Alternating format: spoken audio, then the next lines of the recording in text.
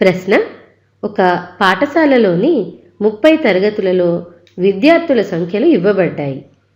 తరగతి పొడవు 4 విద్యార్థులు ఉండునట్లుగా ఈ దత్తాంశమునకు వర్గీకృత పౌనఃపున్య విభాజనమును తయారు చేయండి. కింద పాఠశాలలోని 30 తరగతులలో విద్యార్థుల సంఖ్యలు ఇవ్వబడ్డాయి. వీటిని మనం దత్తాంశమునకు వర్గీకృత పౌనఃపున్య విభాజనను తయారు చేయవలసి ఉంది. దీన్ని ఇప్పుడు సాధిద్దాం. ముందుగా తరగతి అంతరం ఎంత ఉండాలో రాసుకుందాం.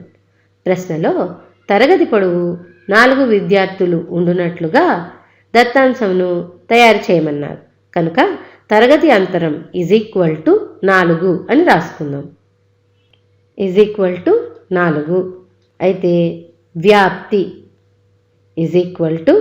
గరిష్ట విలువ మైనస్ కనిష్ట విలువ. ఇక్కడ ఈ పట్టికలో గరిష్ట విలువ ఎంతో చూద్దాం.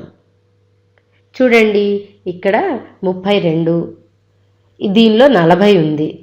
దీనిలో అంతకంటే ఎక్కువవి ఇంకెక్కడా లేవు, అంటే 40 గరిష్ట విలువ అన్నమాట. ఇప్పుడు కనిష్ట విలువని చూద్దాం. కనిష్ట విలువని చూసినట్లయితే మొత్తం పట్టికలో 15 కనిష్ట విలువ కనుక మనకి వ్యాప్తి గరిష్ట విలువ మైనస్ కనిష్ట విలువ, అది 40 మైనస్ 15 25 వస్తుంది. ఇప్పుడు తరగతుల సంఖ్య మనం కనుక్కుందాం. తరగతుల సంఖ్య అనగా ఎన్ని తరగతులు రాయాలి అన్నది మనకు తెలుస్తుంది. తరగతుల సంఖ్య వ్యాప్తి బై తరగతి అంతరం. వ్యాప్తి మనకి 25 వచ్చింది కదా, అలాగే తరగతి అంతరం 4 వచ్చింది కాబట్టి 25/4 రాసుకుందాం.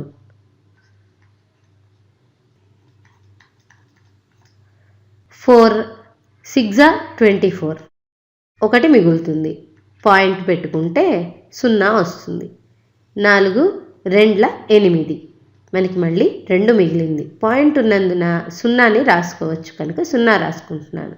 4 5 20 కాబట్టి నిశ్శేషంగా భాగించింది, అంటే 6.25 దీని ఆన్సర్ అన్నమాట. చూడండి, ఇది 6 కంటే ఎక్కువగా ఉంది కనుక 6 తరగతులను రాసినట్లయితే సరిపోదు. కాబట్టి 6 కంటే 1 ఎక్కువ, అంటే 7 తరగతులను రాసుకోవలసి ఉంటుంది. ప్రతి తరగతికి తరగతి అంతరం 4 తీసుకోమని ఇచ్చారు కదా, కనుక ఇప్పుడు మనం ఈ తరగతి అంతరంతో 7 తరగతులను రాసుకుందాం. మనకి కనిష్ట విలువ 15 వచ్చింది, ఇక్కడ రాసాం కదా, చూడండి. అయితే దీన్ని ఉపయోగించి దీనికి 4 కూడితే మనకి తరగతి వస్తుంది. 15 నుండి 15కి 4 కూడినట్లయితే 19 కదా, 15 నుండి 19 వరకు ఇది మొదటి తరగతి. ఇప్పుడు రెండవ తరగతిని రాద్దాం. 19 నుండి 23 వరకు, అలాగే 23 నుండి 27 వరకు, 27 నుండి 31 వరకు, అలాగే 31 నుండి 35 వరకు, 35 నుండి 39 వరకు, అలాగే 39 నుండి 43 వరకు. లెక్క పెట్టండి, ఎన్ని తరగతులను రాసాము? 1 2 3 4 5 6 7. కాబట్టి సరిగ్గా రాసాం కదా. ఇప్పుడు గణన చిహ్నాలను రాద్దాం. ముందుగా 15 నుండి 19 వరకు ఎన్ని ఉన్నాయో చూద్దాం.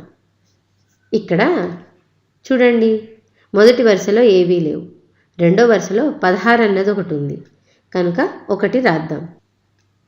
ఇప్పుడు రెండో వరుసలో 15 ఉంది కనుక ఇంకోటి రాస్తున్నాను.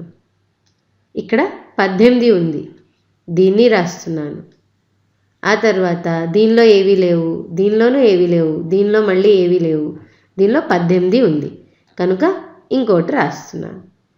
ఇక్కడ మళ్ళీ 15 మాత్రమే మిగిలింది కాబట్టి దీన్ని కొట్టేస్తే మొత్తం 5 వచ్చాయి.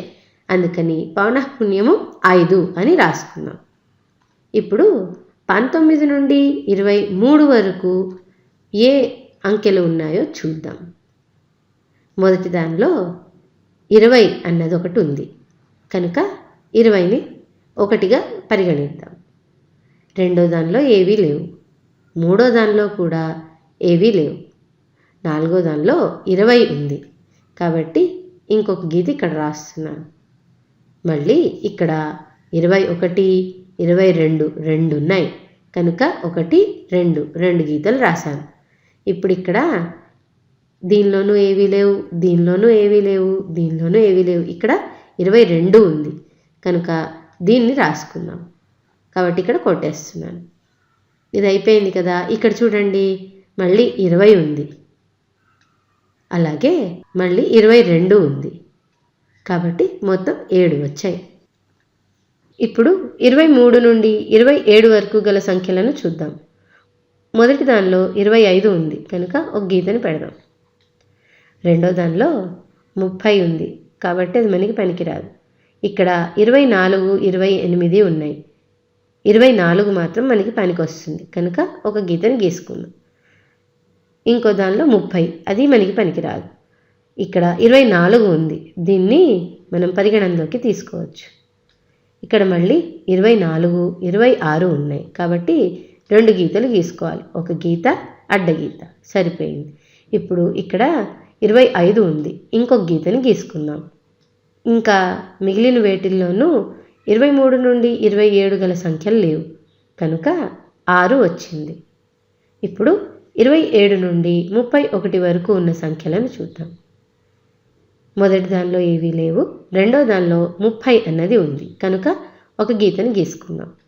ఇక్కడ 28 ఉంది, అది కూడా పనికి వస్తుంది కనుక ఒక గీతని గీసుకుందాం.